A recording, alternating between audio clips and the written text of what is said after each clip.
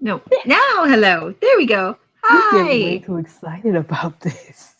Well, we're still pretty excited about it actually working.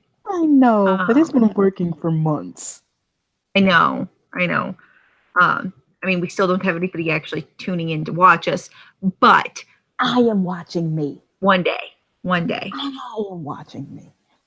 Um, God. so today, in case the title of the chat doesn't give it away, we If the will be title of the chat discussing. doesn't give it away, you are not a reader. I'm sorry. We will be discussing "Escaping from Houdini" by Kerri Maniscalco, which is the latest in the series. It is not the last one. The last one I think is coming out at the end of this year. But it is the current, like she it's the latest release. There's another one coming out, but it's not out yet. So it will be I the think end that's of the last our. one. I believe so. I don't think they've gone past 4. And that will be titled "Capturing the Devil," which sounds pretty interesting. But to start with, I was really excited about this one because it was the only one I hadn't read previous to reading it for this book blog chat thing. Unfortunately, it took me a really long time to really get start on it because December is a really busy month for me. I have my anniversary, my kid's birthday, and Christmas all within like 3 weeks. I was just lazy. Well, you've been working a lot of overtime too, so you slept a lot over Oh my Christmas break. God, did I do so much sleeping? So and the really bad part is one of the ways that I've been getting through books really quickly is by getting the audio book and then listening while I'm at work. And for some reason, my library, which already has Queen of Air and Darkness on audiobook, does not have Escaping from Houdini, even though it's been out for months. Frustrating. I'm sorry. My library has it, but it was checked out. And I'm like, I need it so I can do my puzzle and listen to the story. So I ended up like signing up for the free Audible subscription again because for some reason it let me, and I got 2 books for free. And so I immediately purchased that one because I needed to actually really get into it because I had only read a chapter so far and it was like weeks. Okay. I read like the first few chapters before Thanksgiving. And then I read 200 pages yesterday. So that's why it took us so long, is just because of the craziness that is holidays and all of that. And hopefully next we'll be reading Song of Achilles by Madeline Miller, I believe. Let me look it up. I was about to say, we're on the internet. Yes, but we're also chatting.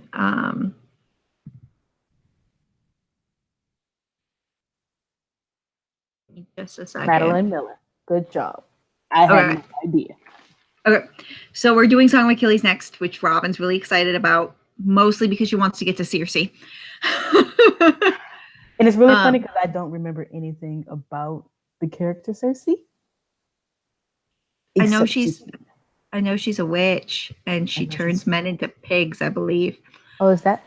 I do remember that she was in the Odyssey. Yes, I believe she turns men into pigs. Okay. I didn't read the Odyssey, anywhere near as closely as I was supposed to when I read it in high school. We didn't read it for high school.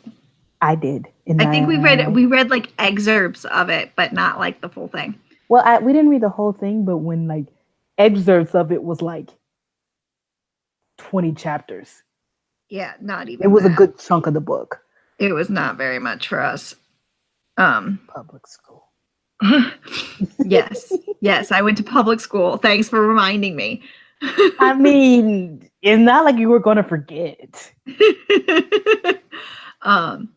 So I would like, this story follows Audrey Rose and Thomas on their trip towards the Americas. It's literally a week-long cruise across the Atlantic, and every night somebody dies. Because of course they do, because they're surrounded by death. I mean, I think at this point they're cursed. I know, right? I'm sorry. There is only so many serial killers that you can have. They're literally going to the Americas to investigate another serial killer. While they're going to the Americas, they run across another serial killer. I mean, well, think about it. They went to a mortuary science school to study forensic science. And while they're there, of course, they found a serial killer. I mean, where else do serial killers hide out? And so this serial killer seems to be killing mostly highborn women. He's targeting first-class ladies and leaves behind a combination of either playing cards or tarot, and often the deaths are staged in a tarot fashion if there's not a tarot card itself there. But even if there is a tarot card itself there, there's still staged like one. One of the deaths is staged as the Star, another is 8 of Swords, I believe. 7 of Swords. That's a lot of swords. Yeah. So there's, it starts out, there's this Moonlight Carnival that is performing for the passengers on the ship every night. I just gotta say, without all the death involved, I would totally love to see the Moonlight Carnival. I know, right? And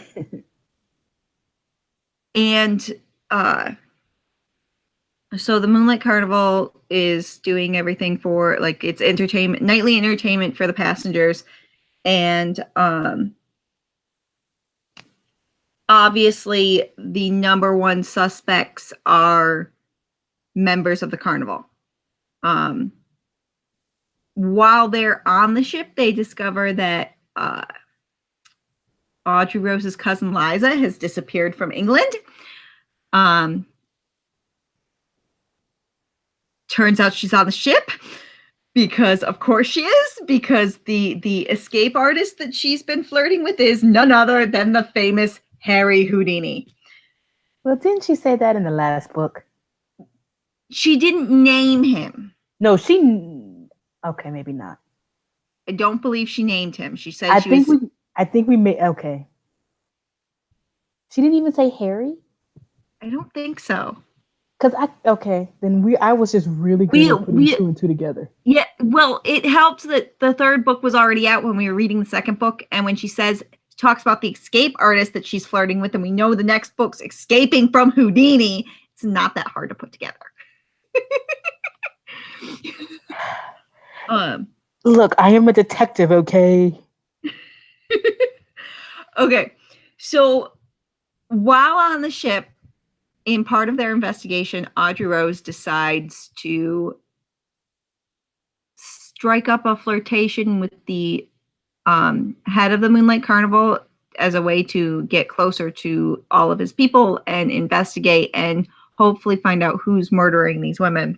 Is that really what she decided? Sort of. That was her excuses the entire time, was that it was well, I mean, she had feelings, but no, I think what she decided was, did she ever actually I think it kind of, one, he was stalking her the entire time. Yeah, that was kind of creepy. I mean, she didn't have to try to get close to him. He was on her like white on rice. But I love how we assume that that we're talking about white rice whenever you say that, because there's a million different kinds of rice. I know. How did that phrase even happen? I don't know. I know exactly where I got the phrase from, but I don't know why it keeps coming to mind now. I'm just saying, there's brown rice, there's wild rice, there's yes, other kinds of rice. When I learned this phrase, white rice was the only rice people were eating. White Yeah. rice and wild rice. Yeah. Like, I know why people say it. I just like I know people say it, and I know like they're thinking of white rice when they say it. It's just weird thought bubble for me. And I just derailed my train of thought. God, thank you. I'm sorry. He was on her like white on rice.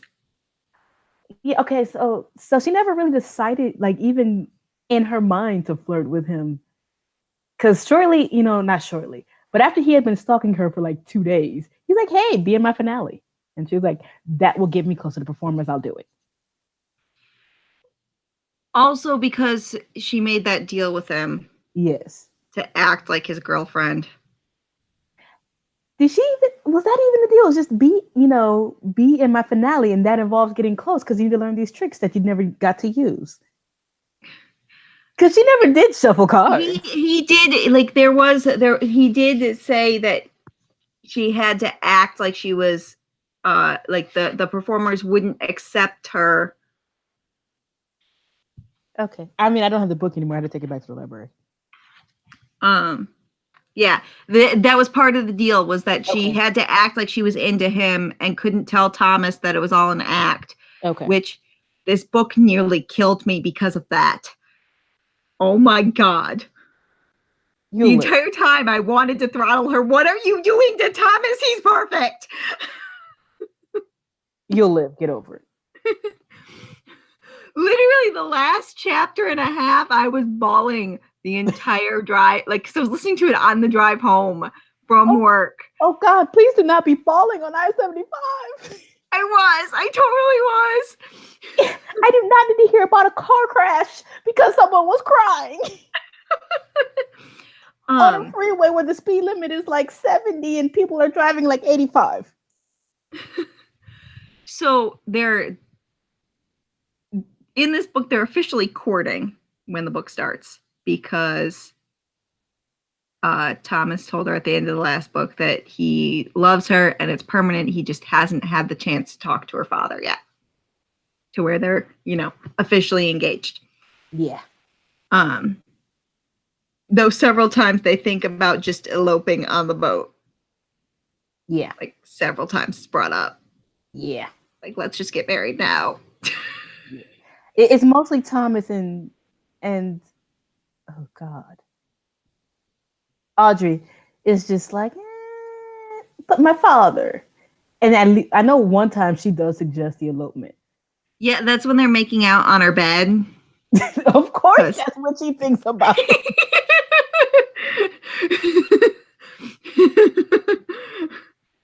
And which may have just been like heat of the moment, like, I kind of want to take this further, but we should really be married first.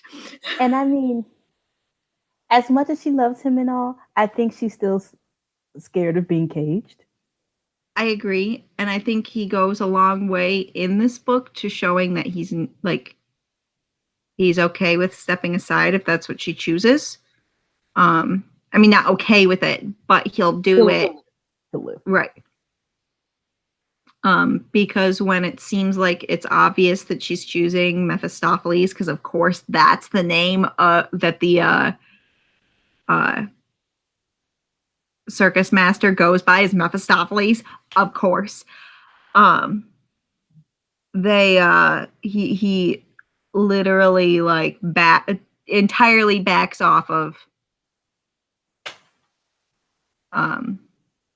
to the point where at the end, even like when everything's settled and he's still like very distanced from her compared to what he would have been previously. How much are we going to discuss the book? So can I just jump to the end and what happened? First, I'd like to say one thing. Okay. I felt like this one had a very, very obvious villain. I was actually kind of disappointed with the fact that I was really hoping that the villain would end up not being one of the carnival workers. Oh my God, me too. I was pissed off that it was a carnival worker. Like, because they literally discuss in the book how everybody assumes that it's a carnival worker because of their profession, and they're shady, they're tricksters, blah blah blah. They're all criminals, blah blah blah. And so I was really kind of hoping it would end up being either like not even the doctor, because they were making it out to be the doctor too. Like I was really hoping it'd end up being like either one of the other passengers who managed to be able to buy a first class ticket and masquerade as a first class person, or be a first class person. That too, though they'd have to have some sort of connection to a lower class worker for that to work out. Or one of the ship workers, like the captain. The captain would have been perfectly posed to be the villain, especially with like how anti he was into this whole search. Right, he was way more interested in protecting the first class passengers. Not even protecting them in like keeping them safe from being murdered, but keeping them from feeling endangered, targeted. Like, yeah, it's like, hey, we have a mass murder on a ship, but don't worry, it's not coming for you. And no, you can't ask the victims, the people whose families are being murdered, any questions whatsoever, because we're not gonna like make them talk. And so like I felt like the fact that it was I'm liking his name now. Andreas was really obvious, given like his clear heartbreak over Liesel and everything. Like I wanted it to be more. I felt like this was way more focused on who the relationship drama between Thomas and Audrey Rose and Mephistopheles, as opposed to the actual murder case. Which, given that my main reason for loving these books is Audrey and Thomas, I was really pissed that they were throwing a wrench in that of another person. So I was actually like, I still loved the book. I'll still read it again and again and again. But out of the three, this is probably my least favorite. I mean, even with the ending. So Audrey spends the entire thing not only doing that, but also trying to keep her cousin away from Houdini, because she kind of feels like he's a player. And to be fair, Liza could lose everything if people know that she ran away to join a circus with Houdini. Like, everything. Her reputation would be shattered, all of that. Because she ran off with a circus performer. And so they and given that Houdini's kind of a flirt, she feels like it's pretty obvious that he's not faithful to Liza. Anyway. Mephisto is evil.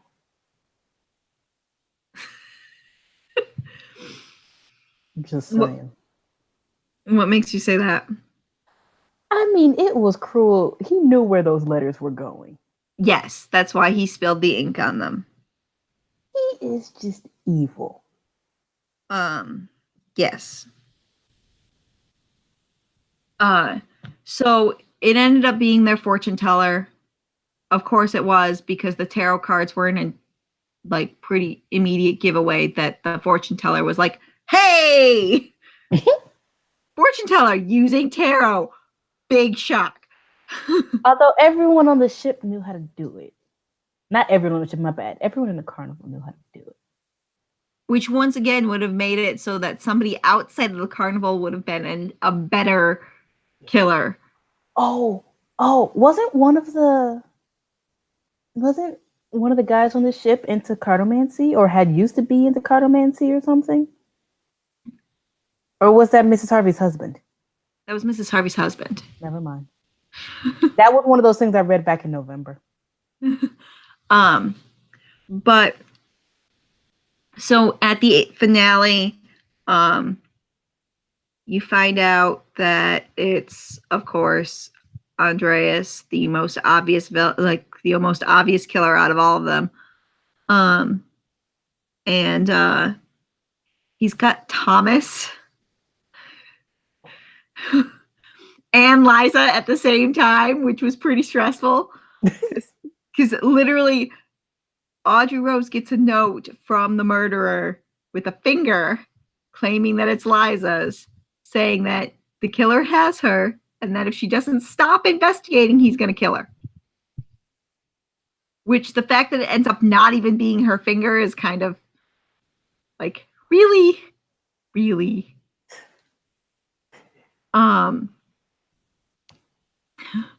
So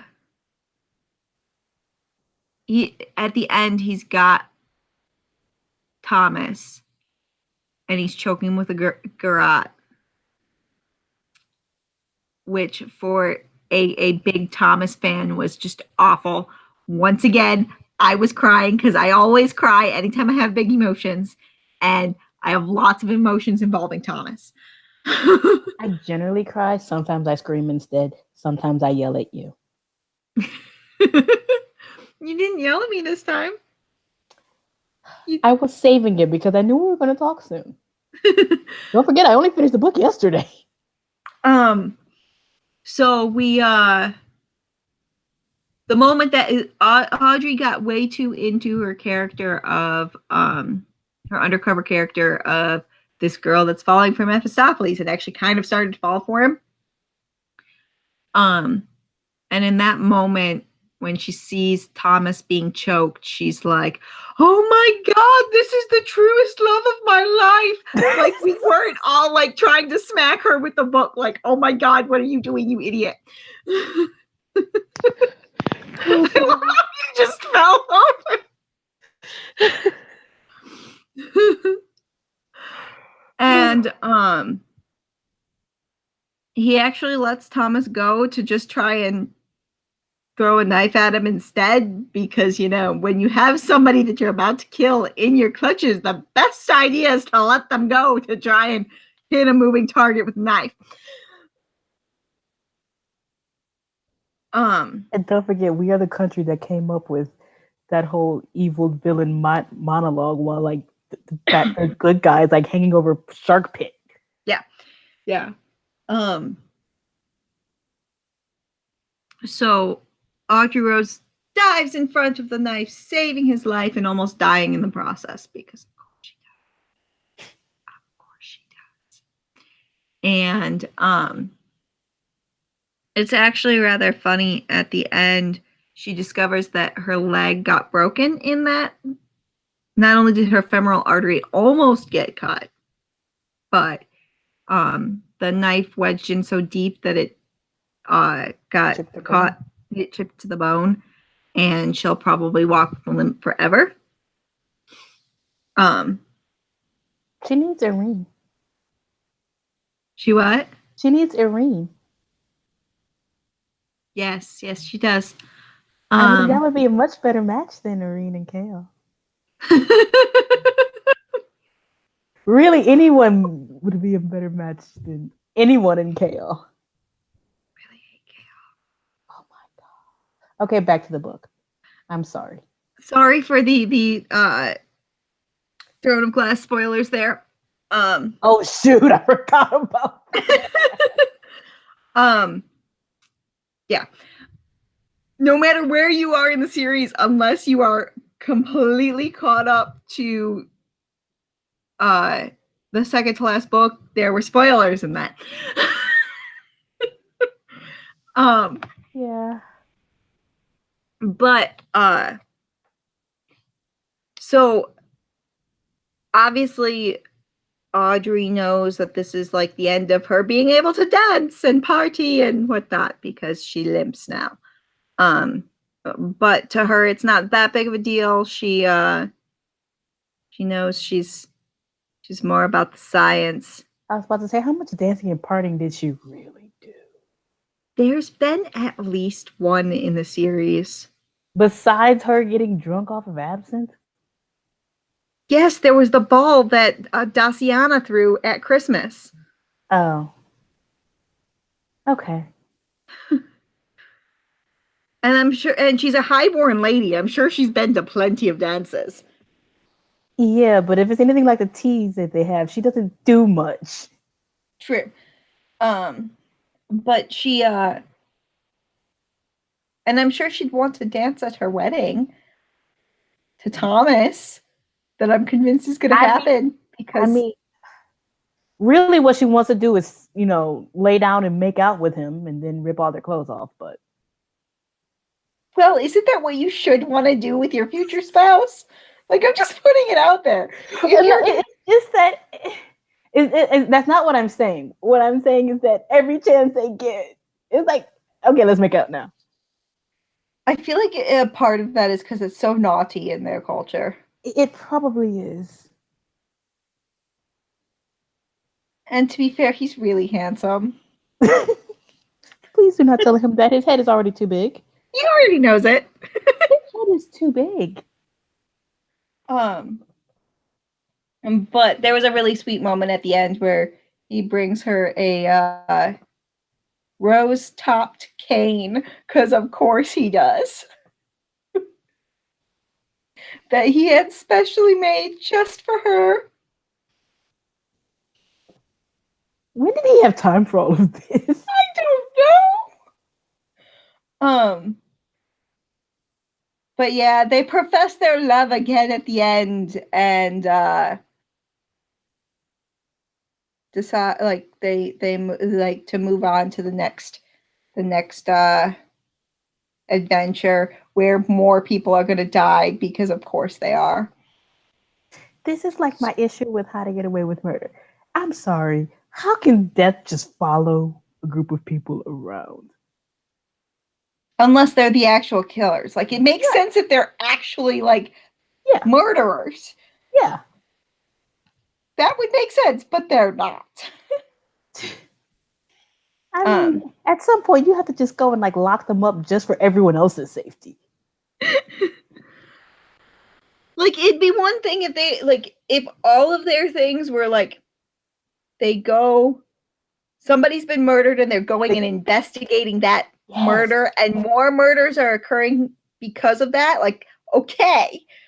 But literally, and the really bad part is, so most of the murders on the ship were highborn ladies and one highborn guy, and then one poor woman who was murdered in a Ripper-esque fashion that they think is completely unconnected. And that murderer just went free. That murder will be in the next book. Probably. Probably. Which, wasn't there like Ripper-esque murders in the US after? Okay, do you want to know what I know about Jack the Ripper that I didn't learn from reading that book? What? Nothing. Jack the Ripper was a serial killer who disappeared and like no one knows what happened. I think I didn't even know it happened in England. Seriously? Serial killer disappeared. That's all I know. But no, I think there was like, because there was some suspicion that he might have like come here. Obviously, that wouldn't work with this storyline, but it could be copycat. We'll find out in the next book, I guarantee you. Probably. Which means the next book wouldn't be connected to the murder that they're actually going to America to investigate. It'd be just another random murder spree that happens around them. Jesus. And no one has started questioning in book why they are always surrounded by death. I know, like it makes sense for there to be dead bodies around them because they're criminologists. But and it's like it's like, okay, I can understand the Ripper case, except for that whole it's her brother. there, and then there's lots and lots of people. And then they go to Romania. There are a whole lot less people. Yeah, because they're in a tiny little town in Romania. In a castle that at the time only had like 15 people besides the servants. Yeah. And then they're on a cruise ship. Which, to be fair, probably has a few hundred, maybe 1,000, depending on how many rooms it's got. It probably, in that time, I don't know. I don't know. I don't know either. I'm going to look up how many people the Titanic could hold. I love the internet. Oops. Oops.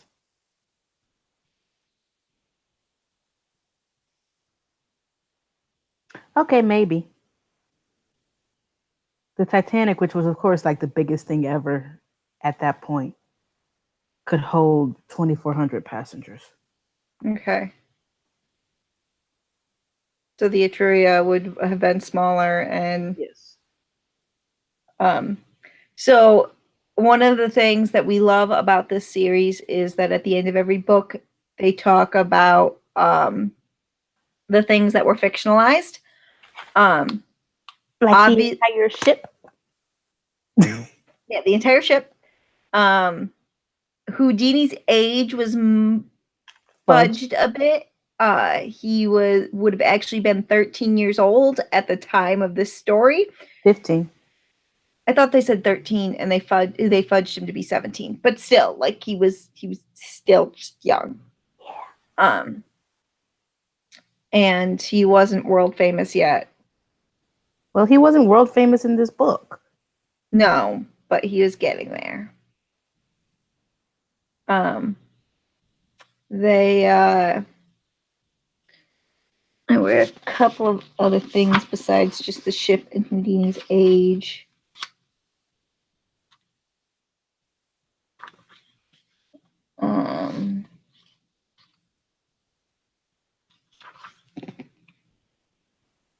Okay, yeah, you're right. He would have been 15 in 1889.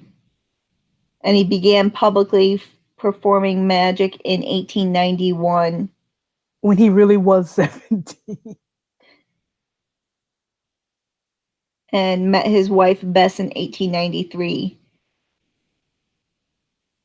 The name of a couple of escape tricks were changed around. Like they had a trick called the torture cell, which was actually named the Chinese water torture cell and was first publicly performed in 1912. He performed a long time. Yeah.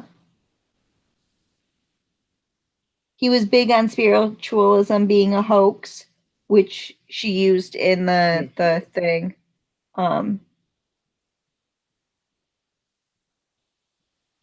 There was a man named Andreas who was the Bavarian Ripper, which they refer to him as that in the book. And it was the real life inspiration for the killer. Oh. Apparently he was a fortune teller who'd lure young women into his home, promising to show them their future, and then tie their hands behind their backs, blindfold, and murder them. They didn't have stranger danger? Apparently not. Apparently girls just followed men into houses when they were telling them their fortunes. Without a chaperone? I guess. I mean, to be fair, half the time the chaperone's like an old lady. I feel like it wouldn't be that hard to overpower one of those too. Especially if it's Mrs. Harvey who's drunk. So, and the way he got caught was he'd steal fabric from his victims and have clothing made out of it, which ironically Andreas does and gives it to his best friend.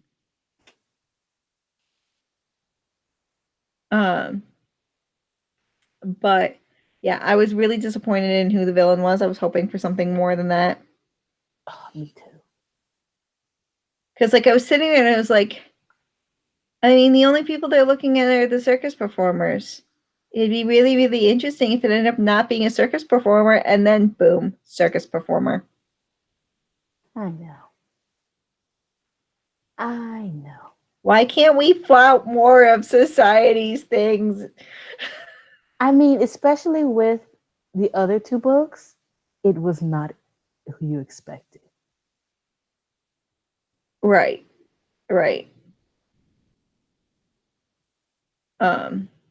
Because like obviously in the first book, Anastasia, you don't expect her because she's supposed to be dead. The first book was Nathan.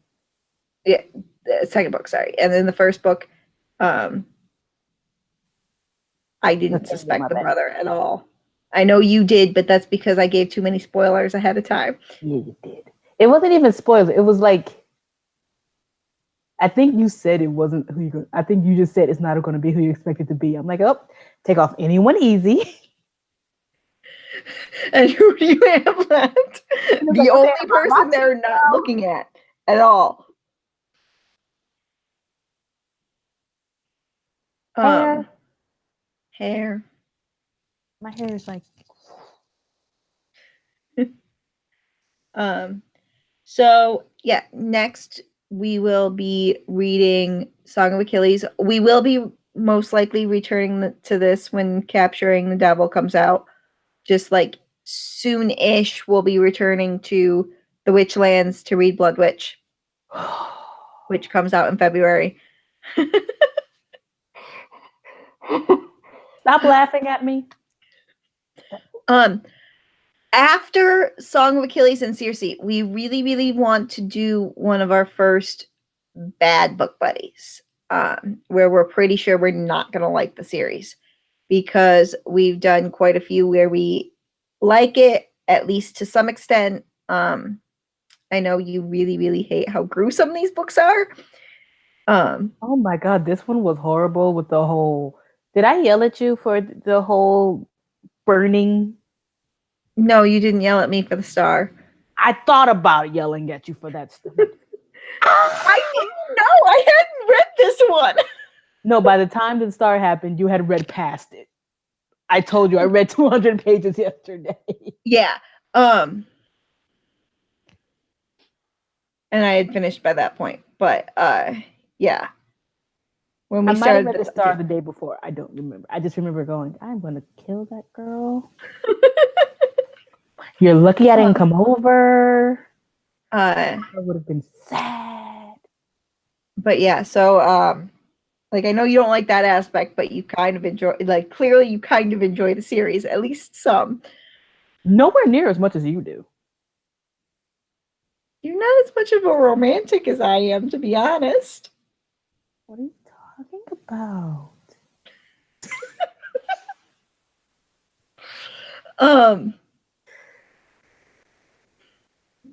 I like the romance in not Akatar, the one that comes after that.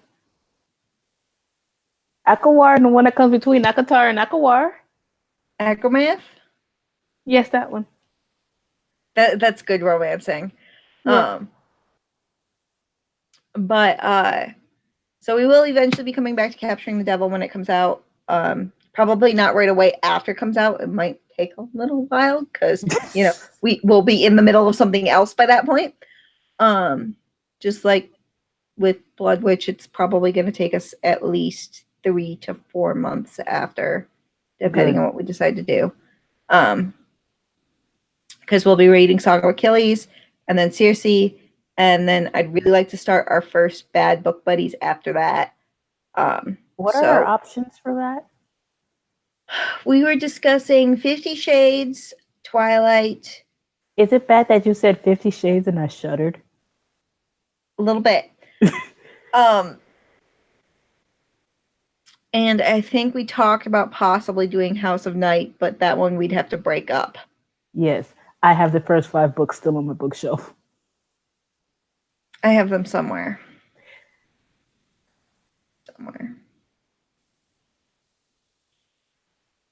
I need Tamara Pierce to get around to writing more circle books, just saying.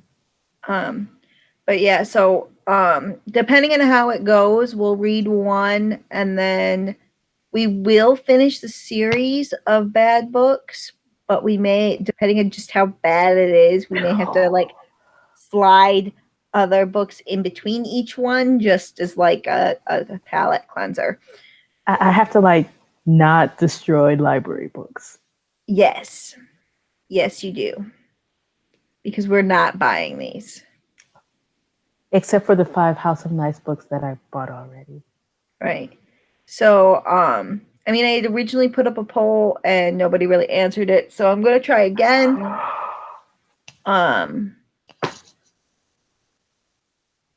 And hopefully we'll get some answers so that after Circe we can let you know what we're going to be reading next. I feel like we'll be offending people with our bad book buddy. I feel like it depends on the people. I mean, obviously it depends on the people, but people will be like, "Oh my god, I love that series. What do you mean it's bad?" At least with House of Night, we already know we don't like it. Yeah, because I've read the entire thing and I really don't want to read it again. Oh, I only read through 9. I read the whole thing, including the short stories. I read the short stories. How many are there? 2? 4. I read 2. There's 4. I read and they completely changed Nefret's backstory, let me tell you. Yeah, I have the memory of a goldfish, so I can't remember. Like, even while I was reading the series, I couldn't remember her backstory. It's a bad one. It's a bad one. We'll talk about that later. Okay. If we ever end up getting around to reading those. But I think we're leaning more towards either Twilight or 50 Shades because neither of us have read those, and we're both fairly certain we're not going to like them for various different reasons, and we will be quite critical. Quite critical. Must not get into Fahrenheit 451 territory and start burning books. Correct. Maybe I should and just like give my library some money. Say sorry. It's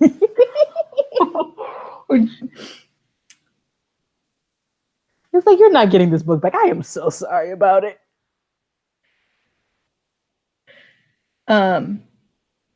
But yeah, if you guys have any input, let us know what you'd like to see. It'll probably be super snarky, especially on Robin's side, because Robin's really good at snarking. I have no idea what you're talking about. The main reason we made this is to see Robin be snarky. I don't know what you're talking about. Remember, you're going to kill me for the star. You thought that was snark? You love me. You are lucky that by the time I passed your house, I was on the highway. I'm like, you know what? Never mind. It's not worth it. I love you. Yeah, no, we're not talking right now.